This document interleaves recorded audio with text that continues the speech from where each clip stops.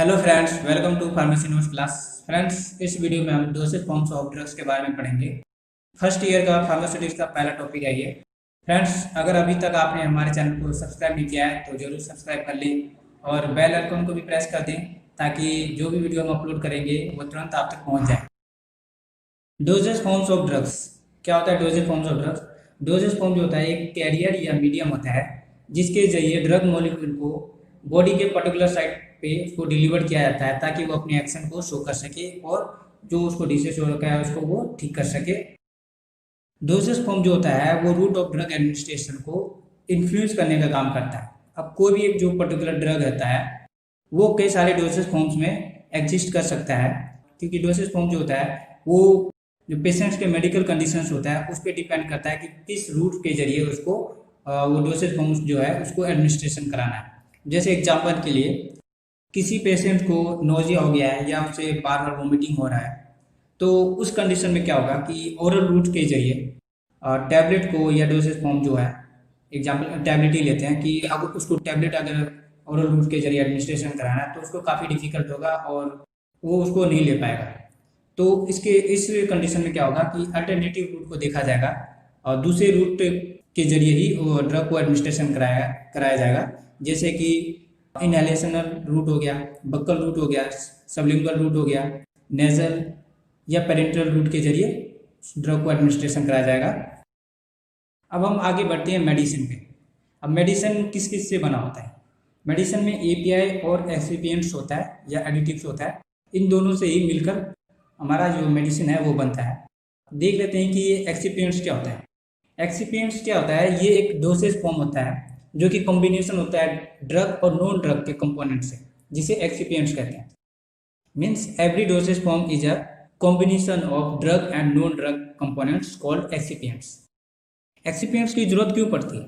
Excipients की जरूरत इसलिए पड़ती है क्योंकि हमारा जो ड्रग होता है, ड्रग जो हमारा जो एक्टिव फार्मास्यूटिकल इंग्रेडिएंट होता है एपीआई, उसको एक पर्टिकुलर शेप देने के लिए और उसकी स्टेबिलिटी को इंक्रीज करने के लिए, पोलेटेबिलिटी जो ताकि उसको खाने लायक बनाया जा सके, और जो प्रिपरेशन है उसको और ज़्यादा मोर एलिगेंट बनाया जा सके। जैसे कि पैरासीटामोल, 500 mg पैरासीटामोल।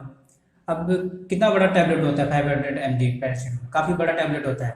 अब इसका मतलब ये थोड़ी ना है कि उसमें जो हमारा जो ड्रग है एपीआई है वो ज़्यादा मात्रा में है, ऐसा नहीं है। उसमें जो हमारा एपीआई होता है वो बहुत ही कम क्वांटिटी में होता है और बाकी जो हिस्सा बचता है एक्सिपिएंट्स या एडिटिव्स वो होता है। अब जैसे एग्जांपल के लिए उसमें 2-3 मिलीग्राम जो होता है, हम इतना एग्जांपल के लिए लेते हैं, 2 से 3 मिलीग्राम जो एपीआई है वो ऐड होगा, बाकी जो बच गया वो एक्सिपिएंट्स होगा। ठीक है, तो ऐसे जो है हमारा पैरासीटामोल का फॉर्मुलेशन होता है। और एक्सपिएंट्स इसलिए ऐड किया जाता है ना ताकि उसको एक शेप दिया जा सके, पर्टिकुलर शेप दिया जा सके और उसको इजीली इनटेक किया जा सके। एक्सिपिएंट्स के यूज देख लेते हैं कि किस लिए यूज किया जाता है इसको। कलरिंग एजेंट्स, एक्सिपिएंट्स को कलरिंग एजेंट्स के तौर पे यूज किया जाता है। अब जो टैबलेट्स होते हैं अलग अलग कलर के आते हैं, जैसे कोई येलो होता है, कोई पिंक होता है, कोई रेड होता है। दूसरा स्वीटनिंग एजेंट्स, स्वीटनिंग एजेंट्स के लिए यूज किया जाता है। अलग अलग टैबलेट्स के अलग अलग टेस्ट होते हैं। फ्लेवरिंग एजेंट्स, फ्लेवर चेंज करने के लिए यूज किया जाता है। अब कई सारे टैबलेट जो होते हैं अगर उसका नेचुरल टेस्ट रहने दिया जाए तो काफ़ी शोर होते हैं, बहुत ही अलग टेस्ट हो सकता है जिससे प्रॉब्लम हो सकती है पेशेंट को टेक करने के लिए, उसको लेने में इनटेक करने के लिए काफ़ी प्रॉब्लम हो सकती है। इसलिए उसको फ्लेवरिंग एजेंट्स, स्वीटनिंग एजेंट्स को ऐड किया जाता है ताकि वो उसको ईजिली ले सके। सोलुबलाइजिंग एजेंट्स को भी ऐड किया जाता है, ये भी एक्सिपिएंट्स की तरह एक्ट करता है। सोलुबलाइजिंग एजेंट्स को इसलिए ऐड किया जाता है ताकि जो भी कोई सब्सटेंस है वो पर्टिकुलर सॉल्यूशन में डिजोल्व नहीं हो रहा है तो वो अच्छे से डिजोल्व हो जाए सोलुबलाइजिंग एजेंट की मदद से। एंटीऑक्सीडेंट्स, ये भी एक्सिपिएंट्स की तरह एक्ट करता है। एंटीऑक्सीडेंट्स को इसलिए ऐड किया जाता है ताकि जो ड्रग्स है वो ऑक्सीडाइज ना हो जाए। प्रिजर्वेटिव्स, इसको भी ऐड किया जाता है, इसलिए ऐड किया जाता है ताकि जो ड्रग्स है उसमें माइक्रोबियल ग्रोथ है वो ना हो सके, या फिर ड्रग्स में कोई अनडिजायरेबल केमिकल चेंजेस ना हो, इसलिए भी ऐड किया जाता है प्रिजर्वेटिव्स को।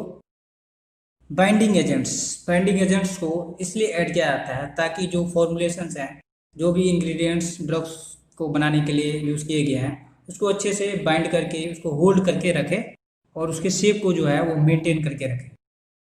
सॉल्वेंट्स और लुब्रिकेंट्स को भी ऐड किया जाता है, और इसलिए ऐड किया जाता है जब इसका फॉर्मेशन किया जाता है मशीन के जरिए तो उसमें ये चिपके नहीं मशीन के साथ, और उसका जो शेप है वो बराबर है, और ये आगे जब हम इसको इनटेक करते हैं, जब कोई पेशेंट इसको इनटेक करता है तो इजीली उसको इनटेक कर सके, इसमें भी हेल्प होता है, इसलिए इसे सॉल्वेंट्स और लुब्रिकेंट्स को ऐड किए जाते हैं ड्रग्स में। परफ्यूम्स परफ्यूम्स भी ऐड किए जाते हैं। अब अलग अलग जो ड्रग्स होते हैं उसमें से अलग अलग खुशबू आती हैं। अब हम डोसेज फॉर्म्स की क्लासिफिकेशन देख लेते हैं। डोसेज फॉर्म की क्लासिफिकेशन की बात करें तो इसमें फिजिकल स्टेट और रूट ऑफ एडमिनिस्ट्रेशन, इसके बेस पे इसको क्लासीफाइड कर सकते हैं। पहले देखते हैं फिजिकल नेचर में क्या क्या आ सकता है। फिजिकल नेचर में डोसेज फॉर्म जो होते हैं वो सॉलिड डोसेज फॉर्म आ सकता है, लिक्विड डोसेज फॉर्म होता है, सेमी सॉलिड डोसेज फॉर्म होता है, और गैसेज डोसेज फॉर्म होते हैं। अब इसका रूट ऑफ ड्रग एडमिनिस्ट्रेशन के बेस पे एक क्लासिफिकेशन देख लेते हैं। ओरल रूट डोसेज फॉर्म हो सकता है, ophthalmic dosage forms, inhaled dosage forms, parental dosage forms हो सकता है, रेक्टल डोसेज फॉर्म हो सकता है, टॉपिकल डोसेज फॉर्म हो सकता है, वजाइनल डोसेज फॉर्म हो सकता है, या यूरेथ्रल डोसेज फॉर्म्स या सबलिंगुअल डोसेज फॉर्म्स। ये सभी डोसेज फॉर्म्स जो हैं route of drug administration classification में आते हैं। आगे हम इन सबको एक एक करके देख लेते हैं। पहले हम फिजिकल नेचर का क्लासिफिकेशन देख लेते हैं। में सॉलिड है, सॉलिड जो है सॉलिड डोसेज फॉर्म को यूनिट डोसेज फॉर्म और बल्क डोसेज फॉर्म में डिवाइड किया जा सकता है। यूनिट डोसेज फॉर्म की बात करें तो इसको अगर डिफाइन करना चाहे तो ऐसे कर सकते हैं, the amount of a medication administered to a patient in a single dose, कि कितने अमाउंट में मेडिकेशन को हम एडमिनिस्ट्रेशन करा सकते हैं किसी पेशेंट को सिंगल डोज में। यूनिट डोसेज फॉर्म का एग्जाम्पल हो सकता है tablet, capsules, powders, pills. Bulk dosage form देखते हैं। बल्क डोसेज फॉर्म नाम से पता चलता है, बल्क मतलब ज़्यादा, जिसमें फाइन पाउडर्स और ग्रैन्यूल्स आ सकता है, डस्टिंग पाउडर्स आ सकता है, इंसुफ्लेशंस और डेंटिफ्राइड्स आ सकता है। अब लिक्विड डोसेज फॉर्म देखते हैं। लिक्विड डोसेज फॉर्म को मोनोफेजिक और बाईफेजिक में डिवाइड किया जा सकता है। मोनोफेजिक जो एक फेज को कंटेन करता है वो मोनोफेजिक, और जो दो फेज को कंटेन करता है उसको बाईफेजिक कहते हैं। मोनोफेजिक में जैसे सिरप्स आ सकता है, एलेक्जियर्स, लिंक्टस और ड्रॉप्स। बाईफेजिक्स में इमल्शंस और सस्पेंशन। सेमी सॉलिड देखते हैं। सेमी सॉलिड डोसेज फॉर्म को भी एंट्रल और एक्सटर्नल डोसेज फॉर्म में डिवाइड कर सकते हैं। एंट्रल डोसेज फॉर्म में सपोजिटरीज और पेस्टरीज आ सकते हैं। एक्सटर्नल डोसेज फॉर्म में ointments, creams, paste, jellies. External dosage form वही है, मतलब जो बाहर से बॉडी पे अप्लाई किया जा सकता है, और इंटरनल डोसेज फॉर्म वो होते हैं जो कि इंटरनल बॉडी पे एक्ट करते हैं। गैसेज डोसेज फॉर्म्स देखते हैं। गैसेज डोसेज फॉर्म्स में इनहेलर्स या एरोजल्स आ सकते हैं।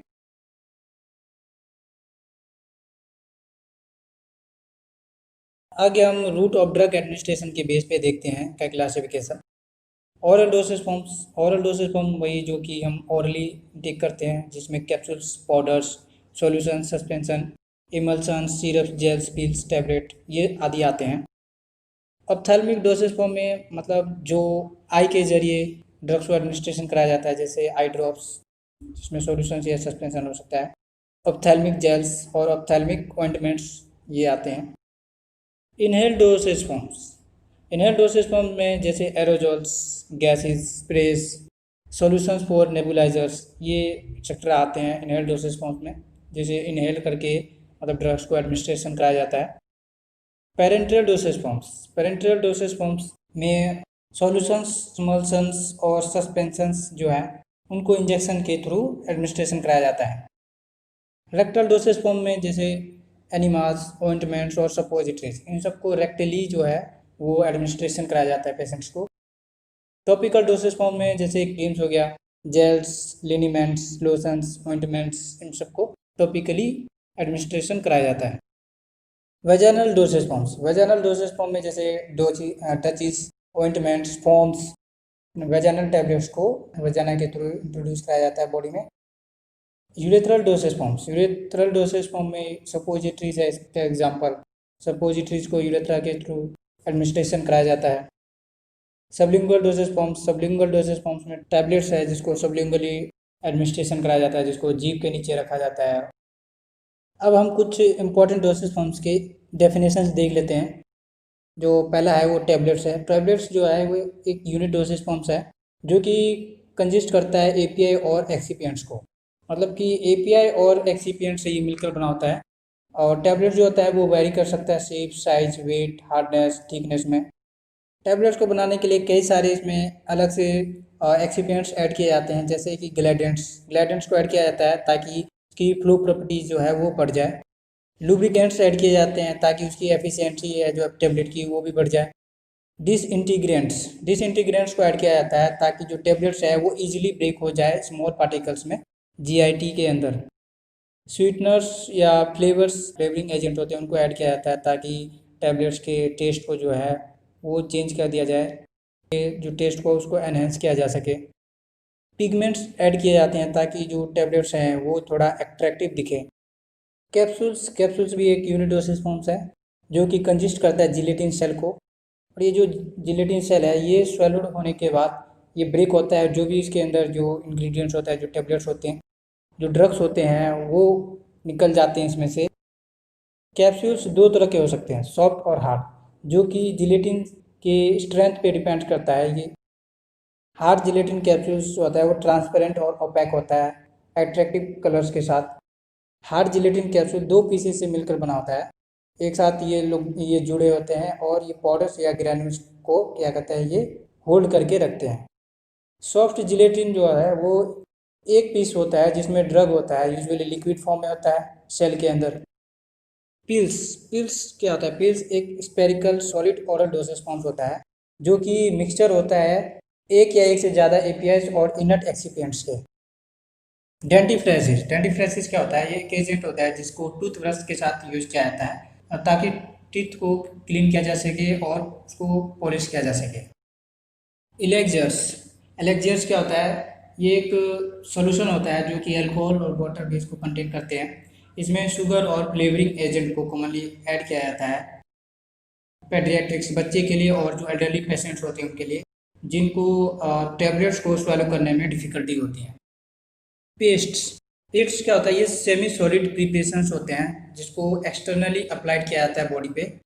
ये ऑइंटमेंट्स और जेल से डिफर होते हैं क्योंकि इनके जो पाउडर फॉर्म जो होते हैं, फाइनली पाउडर फॉर्म जो होते हैं मेडिकामेंट्स के, वो लार्ज होते हैं as compared to ointments and gels.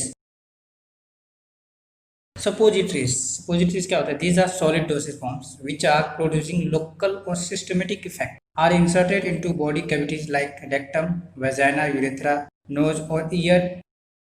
Infants or patients who are suffering from nausea, vomiting and GI disturbances are not able to take drugs orally, thus are given in suppository forms.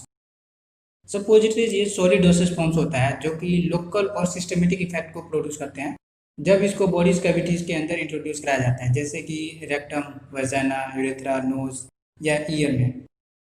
अब जो infants या वो patient जो कि nausea से, vomiting से या gastrointestinal tract से जो उनका डिस्टर्बेंसेस होता है, अगर उनसे वो लोग सफरिंग कर रहे हैं तो उनको ओरली कोई भी ड्रग्स एडमिनिस्ट्रेशन करने में थोड़ा डिफिकल्टी होता है, इसलिए उन पेशेंट्स को सपोजिटरीज के फॉर्म में ही ड्रग्स को पेशेंट में एडमिनिस्ट्रेशन कराया जाता है। लोशंस देख लेते हैं क्या होता है। These are liquid dosage forms which are applied externally without friction. ये लिक्विड डोसेज फॉर्म होता है जिसको एक्सटर्नली अप्लाइड किया जाता है बिना फ्रिक्शन के। इसको हल्का हल्का सा रब किया जाता है स्किन पे बिना फ्रिक्शन के साथ। Lotions are either applied directly on the skin और applied on a dressing which is further covered with a waterproof dressing, thus reducing evaporation. Lotions को या तो स्किन के साथ डायरेक्टली इसको अप्लाई किया जाता है या फिर ड्रेसिंग के साथ अप्लाई किया जाता है जो कि वाटरप्रूफ ड्रेसिंग से कवर हो, जिससे कोई इवापोरेशन जो है वो ना हो। लिनीमेंट्स क्या होता है? These are fluids, semi fluids और semi solid dosage forms which are applied to the skin. ये फ्लूइड्स या सेमी फ्लूइड्स या सेमी सॉलिड डोसेज फॉर्म्स होते हैं जिसको अप्लाई किया जाता है स्किन पे। They are alcoholic oily solutions और emulsions which are either massaged on the skin to produce counter irritant और stimulant action or are applied on a warm dressing with a brush to produce analgesic and soothing effect. Their application over broken skin is restricted. Liniments alcoholic या oily solutions होते हैं या emulsions होते हैं जो कि जिनको या तो मसाज के साथ स्किन पे अप्लाई किया जाता है ताकि वो काउंटर इरिटेंट प्रोड्यूस कर सके या स्टिमुलेशन एक्शन कर सके, या अप्लाई किया जाता है वार्म ड्रेस के साथ, गर्म पट्टी के साथ या ब्रश के साथ, ताकि ये एनाल्जेसिक या सूथिंग इफेक्ट को ये प्रोड्यूस कर सके। गार्गल्स, गार्गल्स क्या होता है, ये कंसनट्रेटेड एक्वा सॉल्यूशंस होता है जो कि डायल्यूटेड होता है वार्म वाटर के साथ इन प्रोफिलैक्सिस और for treating throat infections. Gargles का यूज करते हैं थ्रोट के इन्फेक्शंस को ट्रीट करने के लिए। माउथ वॉशेज देख लेते हैं। These are used for treating mouth infections and maintaining oral hygiene. They are similar to gargles. Mouth wash जो होता है वो उसका यूज़ किया जाता है ताकि माउथ के इन्फेक्शंस को ट्रीट किया जा सके और ओरल हाइजीन को मेंटेन किया जा सके। ये गार्गल्स के जैसा ही होता है, सिमिलर होता है उसके। आई होप फ्रेंड्स कि ये वीडियो आपको अच्छी लगी हो। फ्रेंड्स, अगर ये वीडियो आपको अच्छी लगी हो तो वीडियो को लाइक करें, हमारे चैनल को सब्सक्राइब करें और अपने फ्रेंड्स के साथ भी इसे शेयर कीजिएगा ताकि उनको भी इसका फ़ायदा हो। और फ्रेंड्स, अगर आपकी कोई क्वेरीज हो तो वो कमेंट बॉक्स में ज़रूर लिखिएगा।